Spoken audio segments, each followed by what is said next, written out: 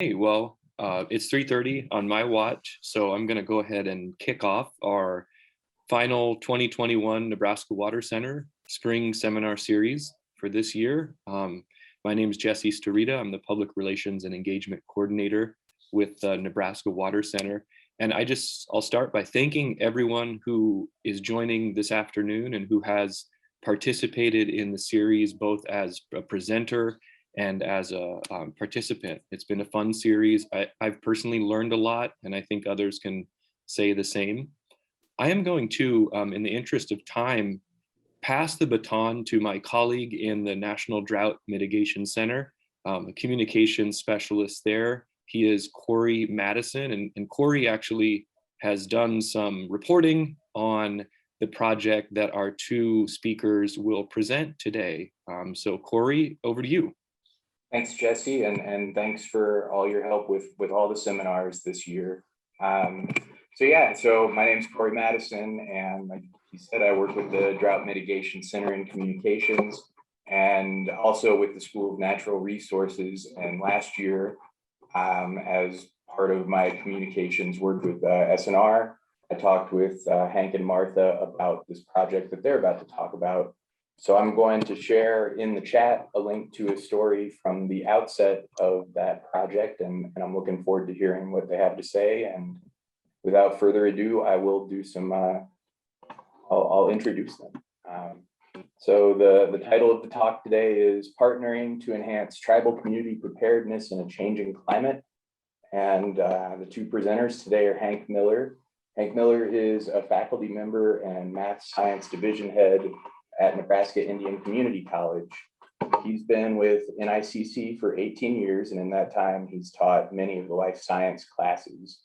His research focuses on environmental assessments during climate change conditions and the effects on environmental and human health. His undergraduate degrees from Wayne State College, where he received a Bachelor of Arts in Education, and his graduate degrees from South Dakota State University, where he received his master's degree in biological science with an emphasis in ecology. Hank is engaged in a variety of environmental health research projects and works with several science grants. He also serves on a variety of advisory boards that promote the sciences in Indian country. Hank's greatest passion is teaching his students about environmental and human health and how each of them can make a difference in shaping their future world. And welcome, Hank. Thanks for joining us. And thank you. Let's go to Martha, and Martha Shulski is a native of Nebraska. Dr. Shulski serves as the state climatologist and is an associate professor of applied climate science in the School of Natural Resources at the University of Nebraska-Lincoln. She directs the Nebraska State Climate Office, which operates the Nebraska Mesonet, a state weather monitoring program with 65 research-grade observing stations all across the state. Martha has degrees in meteorology, agricultural meteorology, and soil science. She joined UNL in 2009 and has 19 years of experience in the areas of applied climatology, weather and climate monitoring, impact assessment, and stakeholder engagement. And with that, I'll pass it to them, and I look forward to hearing what you all have to say today. Thanks. All right. Want me to lead off then, Martha? I will share my screen and get started here.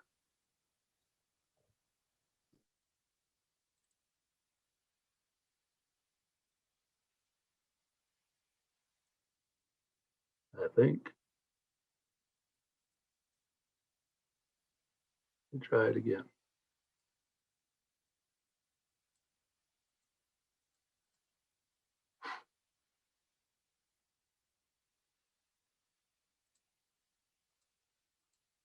Well, that's a real dandy time for the computer to freeze up on me. Let me know if you want me to share, Hank. Yeah, Martha, you might need to. I'm not sure what went wrong here.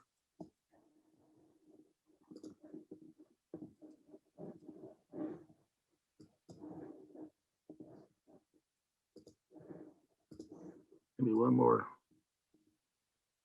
Yeah, if you want to just click them for me, Martha, I can do the talking part. Sure. I apologize. Not sure what's going on. So Scott, thanks for the introduction. It's a pleasure to be here. Pretty excited about it. Like was mentioned, our name of our project, or at least the name of our presentation, partnering to enhance tribal community preparedness and changing climate. Just as a prelude for this, during the 2019 flood, which is a lot of our focus, our tribal communities were hit pretty hard and kind of caught off guard. And so we've been doing a lot of work, and this project is one of those things that we're doing to try to better be prepared for disturbances like the 2019 flood. So with that, we'll go to slide 2 and give you a little bit of a background here. So U.S. National Climate Assessment identified these 3 categories on, at least within Indian country, on climate change. So the first one, climate change threatens livelihoods and economies. Institutional barriers exist for natural resource management that will be negatively impacted by climate change. Okay, makes sense. Indigenous health, based on interconnected systems, will be uniquely challenged by climate change impacts. Indigenous peoples proactively address climate change impacts. However, institutional barriers exist that severely limit adaptive capacities. Pretty hard to argue with that. And that's coming from the U.S. National Climate Assessment. So something to kind of get our frame of minds, in place where we want it. Next, please. Okay, so a little background about our college. The first statement is a big part of our mission statement. Nebraska Indian Community College is a community-based institution that provides higher education and lifelong educational opportunities for the Omaha, East Santee, and all learners. A lot of people think that the only students we have are Native, and it's not true. We're open to all. Uniquely a tribal college, though. We have 3 campus sites. The Macy campus site, where we serve the Omaha, and the Santee site, where we serve the Santee Nation. And then we have another site at South Sioux City. We have a large Indian population and others, but that's our 3rd site. And then we also partner with Pawnee Nation out of Oklahoma, kind of our sister tribal college. They're trying to get started. I shouldn't say started, but trying to advance their tribal college. And so we're linked up with them and virtually offering classes back and forth and those kinds of things. We're a small college where our student population's around 275 to 325 students. Demographics, we probably are 70 to 75% female, probably, close to 75 to 80% non-traditional students as well, of all ages. So it's kind of unique in that sense. A little history about the college. We were founded in 1973 as the American Indian Satellite Community College. At that time, it was the Omaha, the East Santee, and the Winnebago. And since then, the Winnebago have developed their own college there in Winnebago. So we have 2 tribal colleges in Nebraska, which is pretty cool. In 1979, the Tribally Controlled Community College Act passed. That was a big thing for us as law.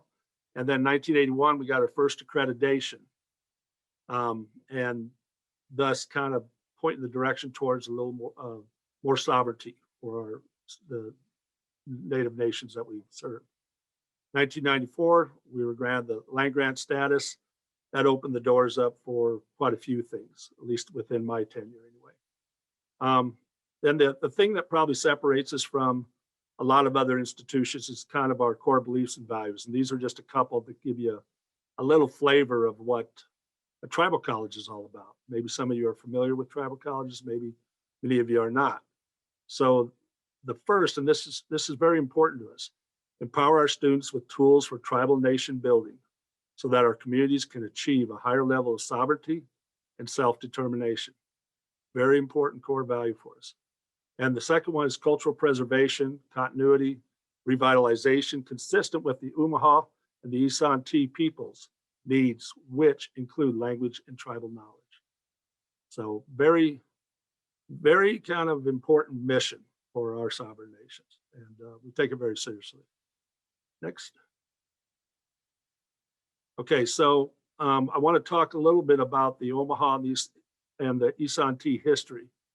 And I could talk about it on my own, but I really just I feel much more comfortable being non-native using the Omaha and the Santee words. So I'm going to read this, and I apologize for it, but just follow along if you would, as opposed to me trying to word it, which I feel would be disrespectful. So the Omaha tribe originated because of a division within the Sioux Nation in the early 1500s. They had lived together near the junction of the Ohio and Wabash rivers near present-day Cincinnati, Ohio. Migrating westward with the Quapaw, the Omaha settled at the mouth of the Missouri River on the northern edge of present-day St. Louis, Missouri. The Omaha, those going against the wind of current, remained near St. Louis until the late 1700s. At this time, they migrated north up the Missouri River to the mouth of the Big Sioux, near present-day Sioux City, Iowa. From there, they followed the Big Sioux to the Rock River and finally stopped near Pipestone, Minnesota. From here, the Omaha began a migration back south to the Missouri River, staking out hunting grounds on the west side of the Missouri River, now known as Nebraska. Around 1750, the Omaha encountered the first European fur trader in the Bellevue area. Around 1800, the first of these fur traders married into the Omaha tribe. The Omaha thrived through the 1700s as they were excellent hunters and good farmers. By 1850, the Omaha became very worried about dwindling bison food supply and protection from hostile tribes. This led to the first signing of a treaty with the United States government. The tribe today consists of some 5,000 enrolled members, with about approximately 3,000 residing in the reservation, which is headquartered at Macy, Nebraska. The resident members elect their tribal governments on a rotating basis. So this comes from their words and their well, how do I want to say it? It's in our catalog as well. So next slide, please. And then the Santee community, it's a little bit more detailed, but I'll do the same, just out of respect. Santee were the frontier guardsmen of the Sioux Nation that ranged from the Santee's home in what is currently Minnesota, across the plains into the northern Rocky Mountains in Montana, and south through the northwestern part of Nebraska. 4 bands comprised the Santee division of the Sioux Nation: the Midewiwin, the Wahpeton, Sisseton, and the Wahapikute. The Santee tribe was basically a woodlands tribe, living in semi-permanent villages and engaging in some farming. The Santee originally lived in the north central part of Minnesota, but the Santee's defeat by the Chippewas at the Battle of Kaitio in the late 1700s forced them to move to the southern half of the state. The first treaty between the Santee and the government was signed in 1805, ceding 1,000 acres of Santee land in exchange for $2,000. Fort Snelling, built in 1819, allowed further white settlement contrary to treaty specifications. The 1837 treaty authorized the Santee to give up all their lands east of the Mississippi River. Lands west of the Mississippi were to be allotted exclusively for the Santee. Altogether, the Santee gave up 35 million acres, the garden spot of the Mississippi Valley. These factors led to the events which triggered the Santee Uprising of 1862. And in December of the year 38, in that year, 38 Santee were executed in Mankato, Minnesota, the largest mass execution ever carried out by the U.S. government. Next. Following this, a reservation site in South Dakota called Crow Creek was selected for the Santee. 2,000 Santee refugees were herded on boats and shipped upstream to this new home. The tribe suffered over 300 deaths during the first months of Crow Creek, mostly due to disease and undernourishment.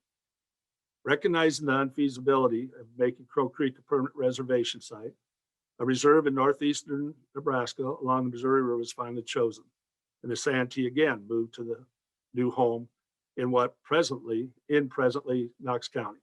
The reservation originally consisted of 115,000 acres. Later, in part through the Dawes Severity Act of 1887, the land was allotted, which significantly reduced the tribe's total acreage. Today, the Santee Sioux Reservation encompasses an area area of roughly 9,449 acres.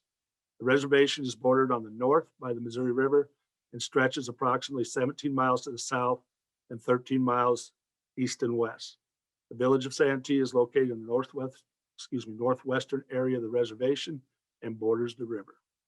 So just a little history, and again, in the tribe's words, again, I don't want to disrespect by trying to use my own words. That's why I read, so I apologize. Next slide. So, given a little history of the college, a little history of the tribes we serve, and then a little background information on this particular project. So, I would say that this project is possible because of long-term partnerships, and not with just Nebraska State Climate Office and our NASA Nebraska Space Grant, although they are key elements, but several others. But working with Martha over the years on many different things, this project was a natural fit. We're very excited to have been able to land the grant and do the project. But during the last 10 years or so, we've been involved with the NASA's Nebraska Space Grant folks too. And they've, through fellowship funding and mini grant funding, we were able to slowly build our research capacity. And I'll talk a little bit more about that down the road. And as we were building this capacity, then we worked a lot with Martha and the State Climate Office on, historical weather records, research, and doing different things. And bless her heart, it was a huge part of making our capacity possible. So we obtained a USDA NIFA grant and the goal of it was to establish collaboration research programs between NIC and UNL with the benefit to benefit myself and the faculty, our students, and and be directly related to our community, which was one of the the thing that Martha and I were really looking for. This research grant enables us to expand our environmental monitoring research, which I'll talk about here in a little bit, and increase the application. So, first time we started researching climate and weather history. Next one, we got into soils, and we just have kind of advanced our scope. And then with this grant, we are able to expand that out to the Missouri River. So next, please. All right, so some of our goals.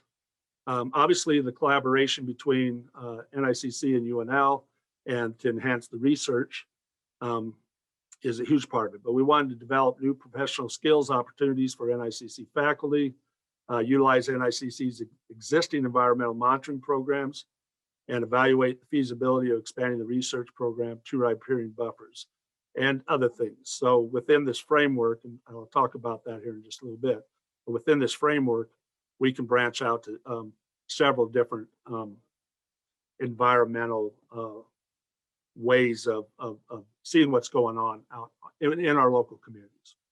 And of course, one of the most important things too is to strengthen our student involvement in research. So that's a big part of the goal. Next, please. All right, so within just to give you a little bit idea of what we're doing here at NICC. Okay, so again, I wanted to restate the importance of the Martha's Nebraska State Climate Office and the NASA Nebraska Space Grant. It's really what's built the capacity that this project builds upon. Okay, so within talk just a little bit about the NASA Student Research Fellowships and mini grants. So for about the last 8-9 years, we've been awarded student fellowships where we've been able to recruit anywhere between 8 and 12 students to work on research that we have established here at NICC. And over 10 years, it may not seem like big numbers to many of you, but that's 80-90 students that we've been able to involve in this program. And through many grants, we've been able to gain small funding sources to be able to build our capacity for lab equipment, just weather stations, all kinds of things. So it really deserves some intent or some acknowledgement, I guess. So a lot of, most all, because we are small and we have limited capacity and limited numbers, we probably about 8 years ago, we decided we were going to try to develop our research program under the umbrella of environmental monitoring. All right, so we have approximately 4 or 5 different research projects that we're doing, but we're kind of doing them under the under that umbrella. So within that umbrella, we really want to know more about soils. We want to know more about plant composition. We're trying to enhance our imaging using satellite imagery, GIS technology, drones. We're just really starting to get into use of drones. Management on our projects. So like we've got a prairie restoration research project. So we're doing specific burns or cutting of the prairie at certain times. So there's different management that goes with all the different research things we're doing. I'll talk about them in just a little bit. But so management's definitely part of it. And then we're looking at weather and climate. We're also looking at our elders and their recollections of time, history, weather, observations. And then, of course, we're comparing that with time. So between the research we're doing, comparing that to the weather and the climate, and over time, we are developing what an indigenous science narrative part of our research. We want to indigenize this as much as we can. And a big part of the indigenized science or indigenous science is historical account. It's what's happening over time, and especially when it comes to our environment and nature, what's it doing over time? What is influencing it? So most every research project we have, we're comparing that to the weather, the local weather and the climate over time, if that makes any sense to everybody. We really want to kind of capture that so we can do that narrative.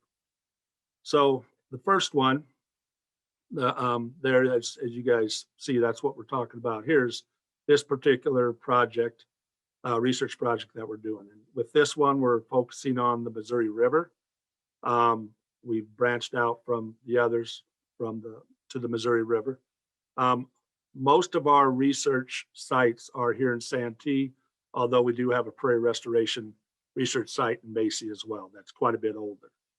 But anyway, the partnering to enhance tribal community preparedness in a changing climate, that's predominantly here at Santee. We're taking about probably about a mile length of the river right next to Santee, and we're going to try to figure out what happened to it before the flood and after the flood, because the flood was incredibly impactful to the Santee community and Omaha too, and many people in the state for that matter. But the Santee were out of electricity and water for almost 2 weeks, and for about a week or better, you couldn't even get in or out of the village because the roads were demolished. In that time, their main water main broke because of flooding, and it took them about 5 days to find it. It's just because it's through rough country in quite a ways. So in response to that 2019 flooding, I've spent a lot of time with Emergency Preparedness Council on the tribe. I think Martha even visited us while we were convening some of those things, and we're looking at different ways to be better prepared for these disturbance events, these climate disturbance events. And so we brought in a lot of experts like Martha and others with the tribe, trying to figure out different ways that we could be better prepared. And so it just so happens a lot of the research that we're trying to do falls into that to a certain degree. So like I said, the research project we're working on right now, we're looking at different characteristics of the river before and after the flood. You know, what happened, what changed. We're using satellite images. We're trying to use the drones. We're looking at sedimentation rates. We're looking at debris. We're also trying to see how the channels changed and how the rivers actually reacted to pre and post. We're real interested in the font and the plant composition, what's changed there.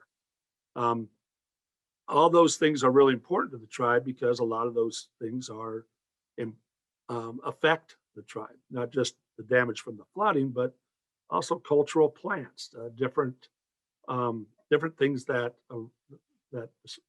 our tribes utilize within their culture and and different things. So that's kind of what this particular project's about, and we'll elaborate on that more. But then kind of where we started years ago was looking at historical weather studies and climate studies. What's going on? What's been the trends? Martha's helped us a bunch on this to give us projection models. I think she's going to talk a bunch about that here in a little bit. But it got us thinking. This was probably about 8 years ago, and it really got us thinking about, well, what can we do to try to see what's going on with the environment, compare that to our weather and our climate, cause and effect. And so the next step we did is we started a prairie restoration project. We started one about 16 years at Macy before we kind of got involved in all this. So we're still rolling on that, but the Santee one's about 5 years old. And so the parameters that we're trying to measure there are, the soil, the organic material, the chemical analysis, the whole 9 yards. We do a pretty extensive testing on the soil there. And then we're doing plant communities because we replanted that prairie restoration project. And we just burnt last year for the first time, and we've done different management techniques to it. And we're concerned about how the plant communities are establishing, how they're the succession rates of different plants, and of course the soil, and then comparing that again to the weather data that we have. So over time.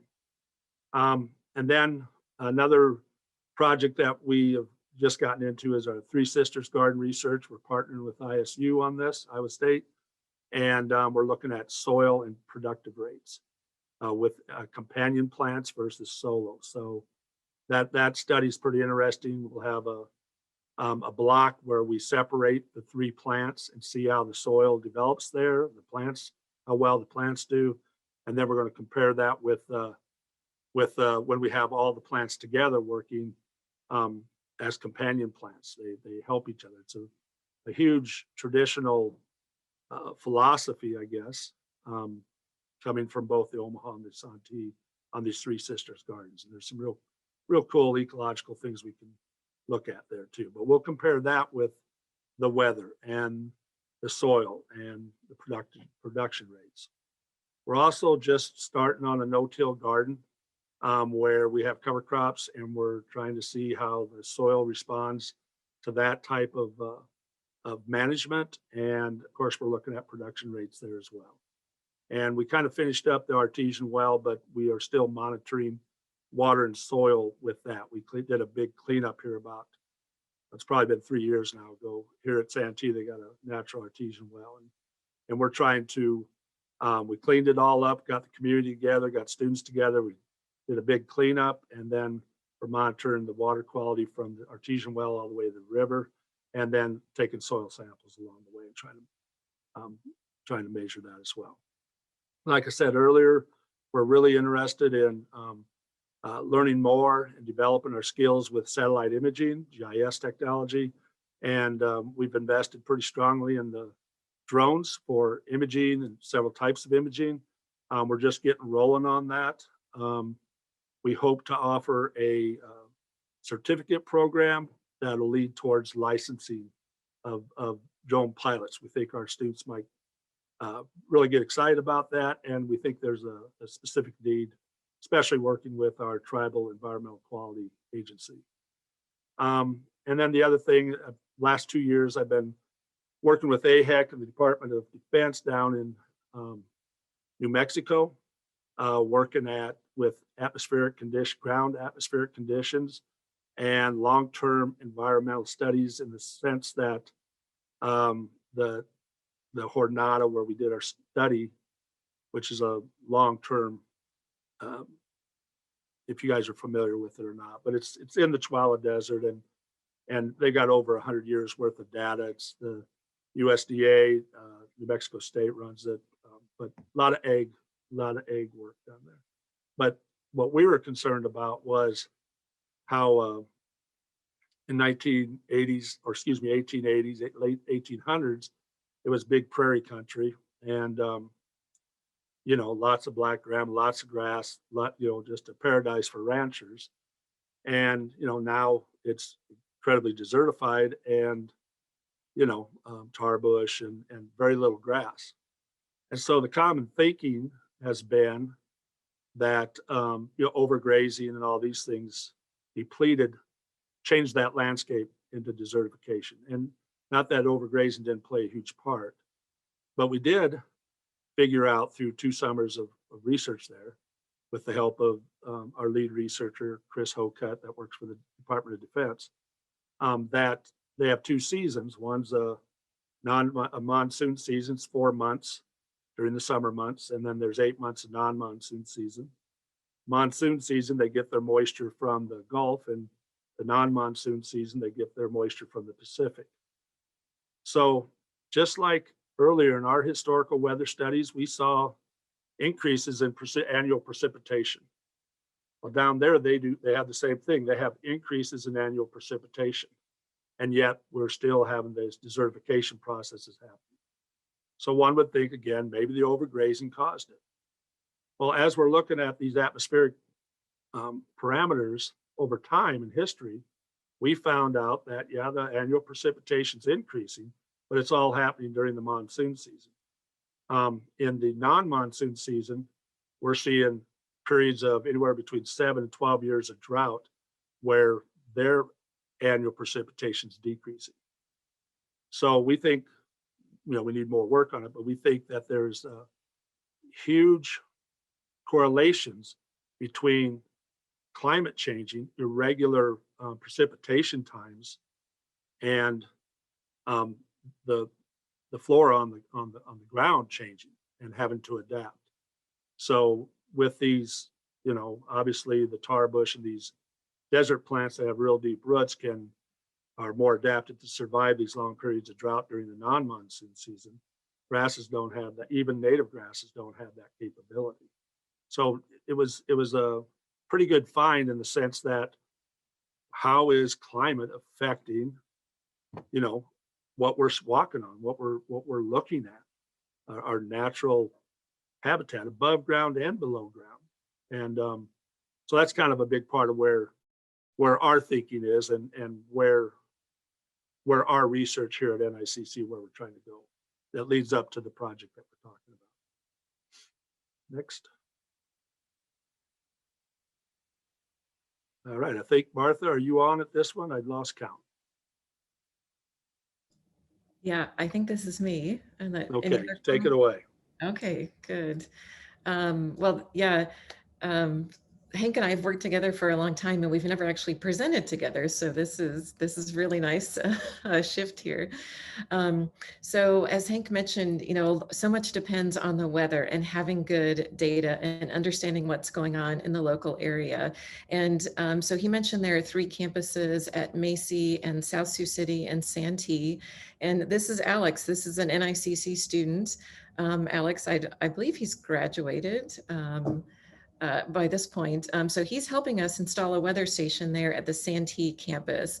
And that day, this was back in 2015, I believe, when we did this. And so he goes around to all the 3 campuses with us, and we talk about the technology that we're using and how do you set up a weather station and look at the data. And so this is a really good resource to have for NICC, is knowing those local conditions are really critical.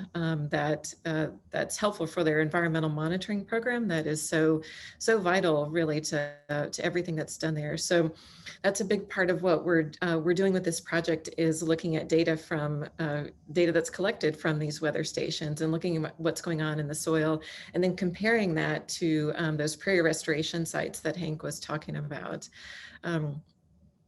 So we're also, Hank mentioned the 2019 flood and the influence of that. And so that's another big part of what we're doing. And he also touched a lot on preparedness.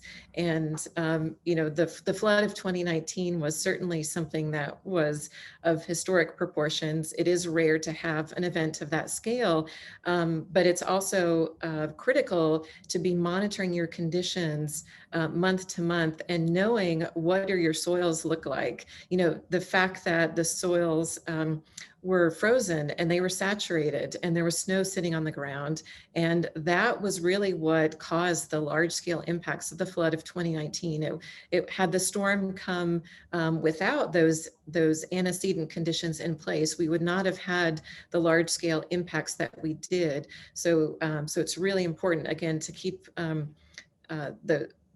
those monitoring of those conditions.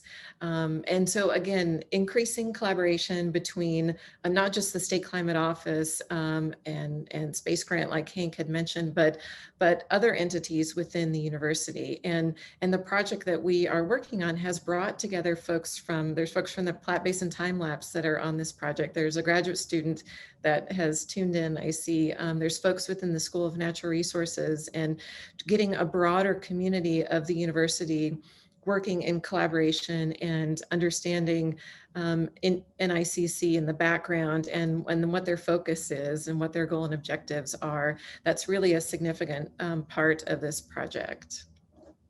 And I think the success that Hank and I have had over the years is really due to just that continual and iterative process of engagement, even in non-funded ways. So we've worked together for 10 years, but this is the first funded project we've actually worked on. So it's just a product of mutual interest and building this relationship and having these shared goals. That's what's attributed to how we work together and our success. So I'll shift focus just a little bit and talk a bit more to my specialty and think about some of the historical climate conditions for this area. So I'll talk about the climate past of this area, or instrumental climate past, I should say, and then focus on future climate projections and try and hit home, you know, why it is so important to continually be tracking these conditions. And what you're seeing here is going back to 1895, what have average annual temperatures looked like? This particular spatial scale is for Nebraska's Climate Division 3. They're all states in the country are divided up into these climate divisions, and they're just a smaller regional perspective of what's going on with the climate. So here we're focused just on Northeast Nebraska. It's an average of you know, a dozen or so stations with long-term stations within Northeast Nebraska specifically. So you're seeing the changes, you know, the warm years and the cold years and the extreme variability that we do have. One thing that is also included here is the most recent 30-year average. There were new climate normals that were just produced and released. In fact, there was a press release yesterday. There was a story in the Lincoln Journal-Star about this new climate average. And so the black line that you see there is the most recent climate normal. And if I were to put the previous climate normals on the screen, what you would notice is those have been increasing over time. And those are increasing at an accelerating rate. So that certainly is something that we need to be concerned at. We do have this year-to-year variability, but we are still going up on this escalator ride even though we have that annual variability. So the rate of change is increasing. This is an annual average, and for Nebraska, kind of the devil or the angel, I guess, is in the details. There's a lot of interesting differences when we look on a sub-annual scale. So part of this is driven by warming in December and in March. You know, there are certain times of year that are warming more than others. Nighttime lows are warming twice as fast as daytime high temperatures are. So the warming on an annual average basis, that tends to be driven by a few specific months as well as the low temperatures. So that's a look at kind of our temperature history for Northeast Nebraska. So I'll shift to a precipitation history. Again, as you would expect, it's quite variable. So here I've put the most recent 30-year average. And one thing that we really see in the records, and it holds true not only for Northeast Nebraska, but for much of Nebraska in general, is the wetting trend overall. We've increased by about 10% of precipitation. That's on an annual average. And a lot of that is coming specifically in the months of April and October. Those are 2 months that stick out in terms of getting significantly wetter. We're also seeing a trend toward, when we get a precipitation event, we get more precipitation. You know, the average amount of rain that we get when it does rain is getting higher, and those extreme rainfall events are getting worse and they're getting more. So that's another reason as to why we need to track current conditions, why we need to know what's the moisture in that soil profile, because if we do get a heavy precipitation event, then are we likely to have a flood impact from that? Another thing that we're seeing in terms of precipitation is the dry years are getting progressively drier. So even though we're wetting overall, that wetting trend is punctuated by pretty dry years. So 2012 sticks out here on this graphic. For Nebraska, that was the driest year on record, drier than the 1930s. 1930s lasted for a longer period of time, but 2012 was a pretty significant kind of discrete event that punctuated this overall wetter climate that we are getting. And then just another comment on our climate. You know, we're located in the middle of the North American continent. Extremes are the norm, and so preparing for extremes like the flood, again, which was of record scale and proportion. So on the left, you're seeing the failed Spencer Dam on the Niobrara River. And then on the right, you're seeing implications of a drought event. And so going from wet years to dry years in quick succession is something that we have dealt with, and we're going to be increasingly dealing with these kinds of rapid shifts, or weather whiplash. I've heard some people describe it, going quickly from one condition to another. And when you make that quick transition, that can amplify the impacts that you do feel from these extreme events. So extremes are the norm, certainly in this part of the country. And then I'll just spend a little bit of time talking about and thinking about the climate future for this area. So we're looking at middle of the century, and we're assuming a business as usual scenario. So we're assuming that we don't take climate mitigative action. That's this RCP 8.5. That just means representative concentration pathway. There's 4 different emissions scenarios that are utilized for these climate models. And the one I'm showing here is a business as usual approach. We can compare this to mitigative action approach. There's not a lot of difference at the middle of the century between these 2 scenarios. So I'm showing the business as usual here. And you see the climate divisions outlined in this map of Nebraska. And we can expect our average annual temperatures to be somewhere on the order of 4 to 6 degrees warmer than what they are now. This is annual average. And so how this will play out, how we will feel that 5-degree warming, will be, you see some slight differences among season, all warming, but some slight differences among them.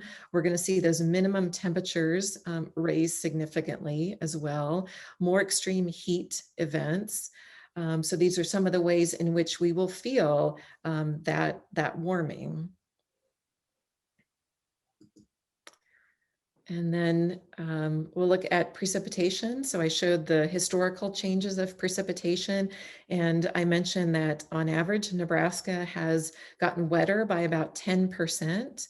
That trend is projected to continue into the future. And there are seasonal differences to that, however. So in the wintertime and spring, and a little bit in the fall, so kind of the colder time of year, the time of year where we would potentially have frozen soils, which kind of thinking about what happened in 2019, if we're getting wetter during the colder time of year, and if that precipitation falls on frozen soils, then we might have more implications for flooding, for springtime snowmelt flooding, for example. But conversely, if we look at the summertime conditions and think about growing season, think about drying of about 5 to 10% for much of Nebraska, including our area of interest in the Northeast. That drying is going to occur when temperatures are going to be about 4 to 5 degrees warmer than what they are now. So thinking about the implications for soil moisture reserves, evaporative demand, water management strategies and implications, these future trends in precipitation, along with those temperature trends that I showed, there are lots of implications, and all of what we're thinking about here in terms of these communities is preparedness. And if we're not even prepared for the historical climate that we did have, we're certainly not going to be prepared for the future climate that is projected in the coming decades. So incorporating this historical knowledge, these future projections, and these community-based observations, and that traditional knowledge that Hank talked about is really, really important in helping to improve decisions that are made locally. I think I might have one more graphic here. This is just precipitation, thinking about those heavy precipitation events. So here we're looking at middle of the century.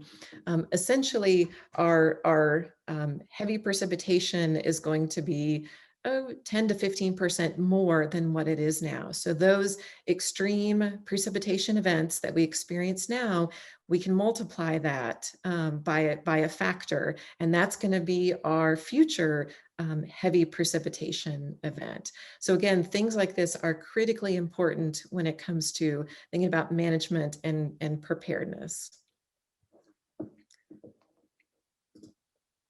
All right, I've just got a couple more slides here, and so I wanted to step back just a bit and show another graphic that was taken from the 4th National Climate Assessment. This came out in 2018, so it is a little bit dated, although if you go online, this is an interactive map. And so you can, all of these actions that I'll just briefly touch on, you can mouse over and zoom in on these areas and look at what sort of actions these are. But one thing the U.S. National Climate Assessment did was kind of divide the U.S. into different regions that are of similar climate. And so Nebraska was in the northern Great Plains region. In orange color here, you see the federally recognized tribal lands. In the northern Great Plains, I believe there's 27 recognized tribes that are in this region. And Indian country, there's a lot of lessons I think that can be learned from Indian country. You see a lot of these yellow dots here, which is planning and assessment activities that are going on. There's adaptation plans that are taking place. There's vulnerability assessments taking place, greenhouse gas emissions kind of cataloging taking place, monitoring and research. You see a green plus right here at Santee. So there is a lot of capacity building that is taking place in these indigenous communities. The tribal colleges like NICC and the others around the country, I think, are really helpful in engaging, greater part of the population in these capacities. And so I just wanted to highlight a lot of the great work that's going on in Indian country amidst all these institutional barriers that are in place for these communities. And then finally, I just wanted to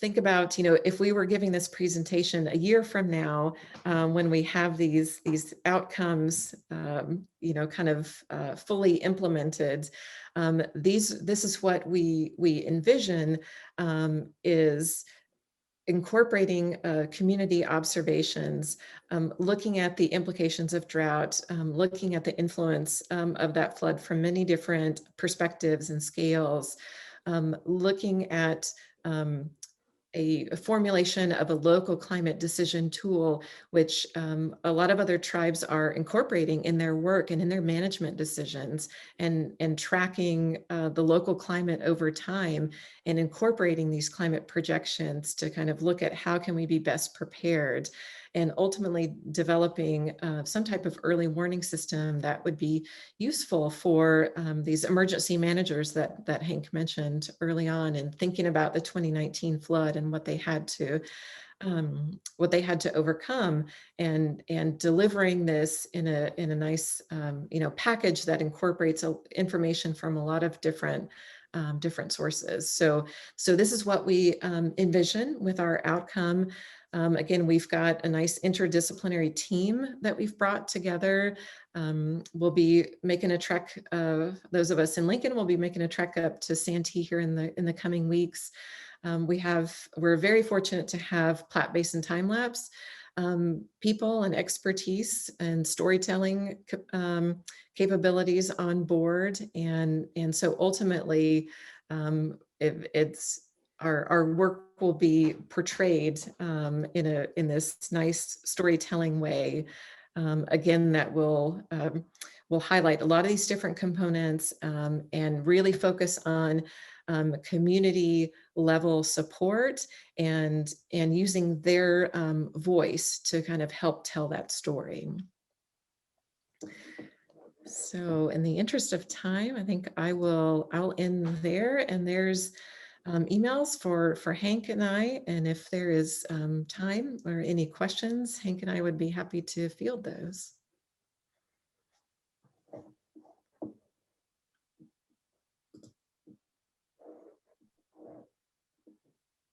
Thank you both so much, Martha and Hank, and thanks, Martha, for being Hank's designated driver. Appreciate that. That was a lot to take in, a lot of really good information between the project and the climate data as well. There is a question about a link to the interactive map, and I see other ones coming in. And as people are also filling that up, maybe if, Hank, I was interested in that you turned the indigenous into a verb. I thought that was just interesting. Indigenize the data collection and the science. Can you just expand on that a little bit? Like, what does that entail? Do people go out and talk to tribal elders and record interviews and such things? Well, a lot of it's just the interaction, right? I mean, you don't record an elder without their permission, and I mean, there's all kinds of protocol. I would say probably it's a philosophical difference on how we look at things. So when I say indigenizing, I'm probably referring more so to, I'm going to quote Dr. Dan Wildcat from Haskell University. Indigenous way of thinking isn't looking at the resources and life out there as separate entities. We look at it as our relatives, as being part of us part of them. Very much ecocentric versus egocentric, which is probably no surprise. But I'll give you an example. So when we're talking about climate, and I'm talking to my ecology class or one of my life science classes, and we're talking about climate change, and we're looking at historical weather, looking at all the different sources that are out there on climate change right now. And I always use the analogy. So what are we going to do, right? What are we going to do when the earth warms up 3 degrees, 4 degrees, whatever that is? What are we going to do?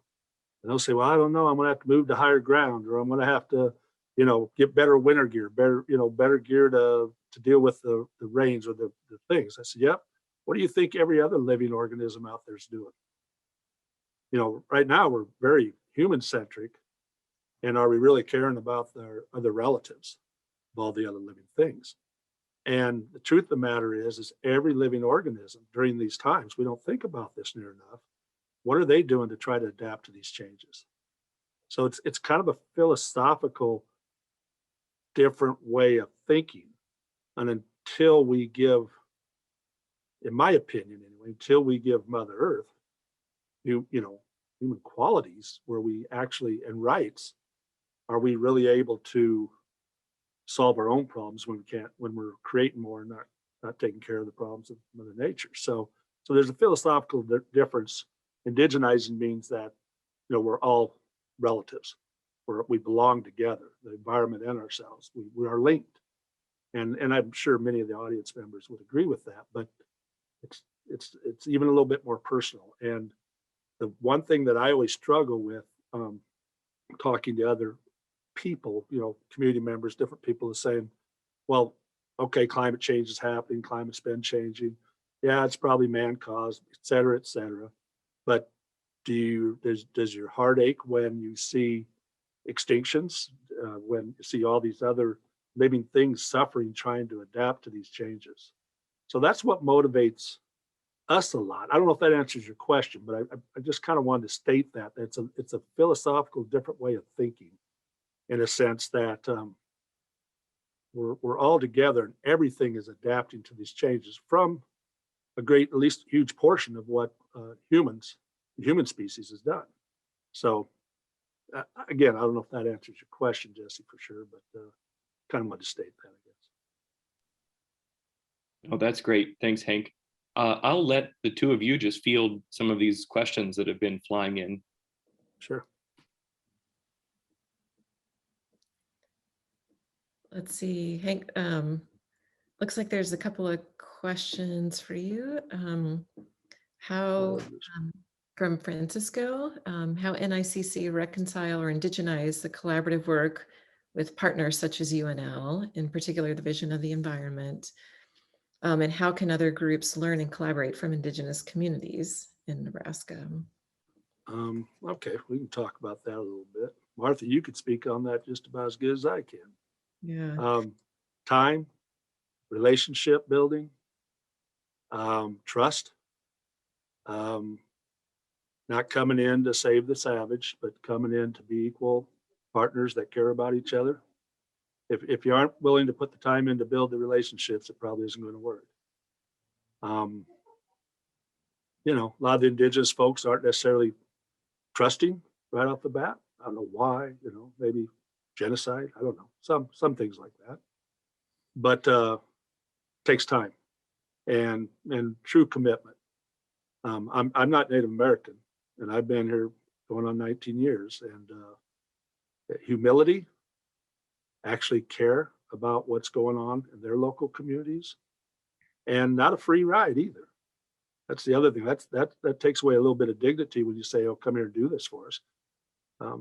We want to be able to share what we have as much as many good people want to share towards us. So it's always that mutual understanding and mutual gain. But it takes time. I think that's the biggest thing. If the tribal communities are real used to people showing up once, right? But over, I don't know how many years it's been, Martha, but how many years that we've been working together. My students know Martha. They trust her because we've developed these relationships, and we've worked on small things, not just big things, a lot of small things.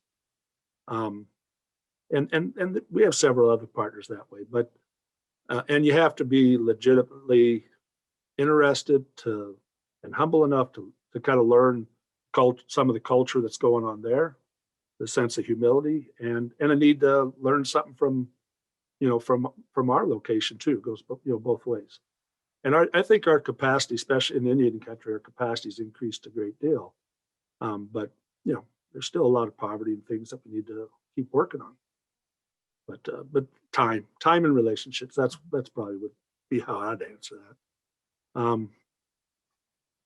Looking over the question, I have a tendency to ramble instead of actually answer the question, so I want to make sure. Yeah, that's good, Hank. I would say the same thing. The only thing I would add is, when you have an idea for a proposal, for example, when you're in the beginning stages, that's the time to engage with if you want to engage a community, that's the time to do it. It's not when you're done writing the proposal and you want to add somebody in just because the requirements are that you need to work with an Indigenous community. That's start that process from the very beginning, and that will really help you. But I completely agree with everything that Hank said. Yeah, partnership means partnership, not token. If that makes any sense to anybody. Yeah, so there's the question here. Good question from Jasmine. With the capacity building of Nebraska tribes, has there been any thoughts about hosting a type of field day to showcase native environmental knowledge and farm management practices to non-native conventional growers? Good question. Yeah, I think we do things often within tribal communities and tribal colleges, and we're always really concerned about our tribal community, but we extend out beyond our tribal community too. We get involved with our county NRCS and different things. We've done some work with the state park systems on some different things, so we do that. Field day to showcase Native American knowledge. That's probably part of the problem, showcase native environmental knowledge. I think that happens, but it obviously happens, but it's probably not something that they're going to go. I don't know. There's a lot of good work being done in Indian country on this. Farm management is probably quite a little bit different perspective than mainstream farming in Nebraska. There's, I think, a lot of good things coming from the tribal college systems on agriculture and some different angles on it and different perspectives. I don't know how to say this, but I think Indian country is pretty humble when it comes to offering up, especially, Indigenous knowledge that's pretty sacred. They hold it pretty close. Doesn't mean that they don't share it. It just means they're not going to go flaunt it, I guess. So what I would say maybe that might answer that question a little bit is probably the best way is try to get involved in some of the tribal college, the tribal community activities. Powwows are a great way to come visit, get involved with the tribal college in some of their happenings that they're doing. Kind of start developing that relationship, and then things like that spring up amongst different organizations. If that makes any sense at all. Yeah, just a couple of other examples. So I was involved in science fair that was, I think it was at Winnebago years ago. And, so that's what kind of looking for opportunities, like Hank had mentioned, like the powwow that are already going on in Indian country. Sac and Fox, I went down for like a fireside chat there, which is, you do have to go looking for when these are available, but that's a great way to be involved in the community and hear their perspectives in a format that is acceptable. Yeah, there's just kind of pay attention to what's going on. There's it's kind of out of mainstream, but I like what Martha said there. I think that's right. Just try to get involved in some of the activities, get to know somebody, put your foot in, and you'll see a lot of activities that are probably not to the masses per se, but that you can get involved in and get to know people. I think that's a lot of it. That builds up the trust too as you get to know people. So, and Yeah, so I mean, we have science fairs, we have different things that you're more than welcome. Just have to email me or something, and we'll try to include you. We got my NASA fellows are presenting this Friday their work, and got a pretty big group there going. Just different things like that. I'm just reading David's comment. Is the project conducted in partnership with NRD, especially in terms of comparing and contrasting the Indigenous science narrative and institutional leadership management? It's a pretty big question. We've worked with NRDs several times, different things. My brother-in-law's director of the Lincoln NRD. So we've done different cooperatives with them. I don't know if that answers the question, but the Indigenous science narrative, I think it's coming around, especially in the discipline of ecology. We're seeing more of it. That's a big question, I guess. I think in some ways, we work with several of these entities. I think we share a lot of common philosophies and ideas and ideals. But we're small and we're sovereign. Our nations are sovereign. But I think the indigenous science or the indigenous voice when it comes to our environment is just going to get louder. I mean, listen to a few people. Listen to Winona LaDuke. Listen to Dr. Wildcat. We've got lots of natives out there that are really speaking a lot on native philosophy, indigenous science perspectives. Jump on Bioneers and listen to some of the indigenous talk and thoughts there. A lot of that's coming from some of the leaders in Indian country. You got to kind of do your homework a little bit there. And I think there'll be lots of little avenues that you get interested in, and then make those connections with different tribal communities and different tribal colleges. That'd probably be my statement there.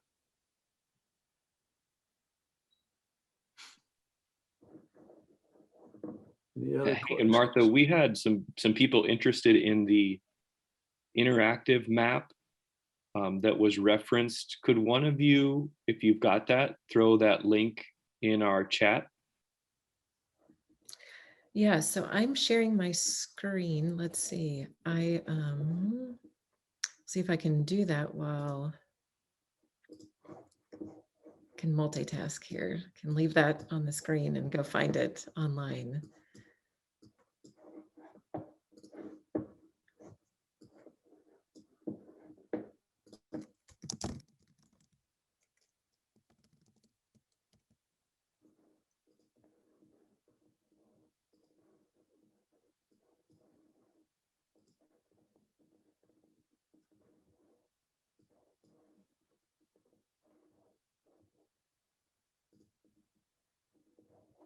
So there is a Tribes and Indigenous Peoples chapter in the National Climate Assessment, and it is embedded within there. So I'll put that link in the chat box. There we go.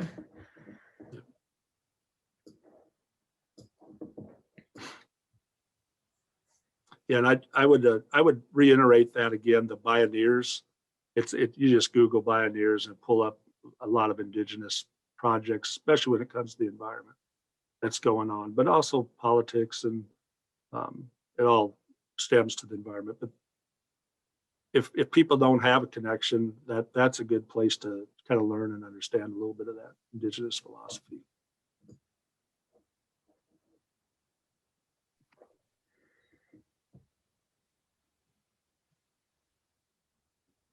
There was just so much good conversation following up from your presentation. So I just want to again reiterate a big thanks to the both of you. I know your schedules are busy. It's finals week at UNL, so there's a lot going on. And I thank you for taking the time to put this presentation together.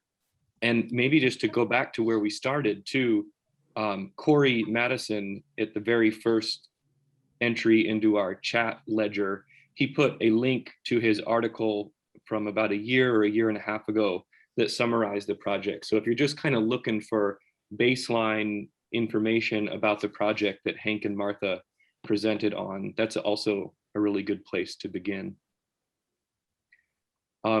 Hank or Martha, was there anything else that you would like to share before we go our ways? No, I just really appreciate the opportunity to speak to you all. Thank you so much. Very humbled. Yeah, I'm glad that that UNL got to hear from Nebraska Indian Community College, and there's a lot to learn. There's a lot of capacity and a lot of really dedicated people there, and I consider myself very lucky to work with them. So I would encourage any of you who saw or heard something that sparked your interest to reach out to Hank or others at the community college. They've been just wonderful to work with. Thank you, Martha. Perfect. Well, thanks so much. That brings a conclusion to our 2021 Nebraska Water Center Spring Seminar Series. Thank you all so much for joining us. And if you've got some ideas on what we should do for 2022, please reach out to us at the Water Center. We're happy to entertain some different ideas. And this recording will be shared on our YouTube channel in the next couple of days. So check it out there. Thank you all. Thank you, guys. Appreciate it.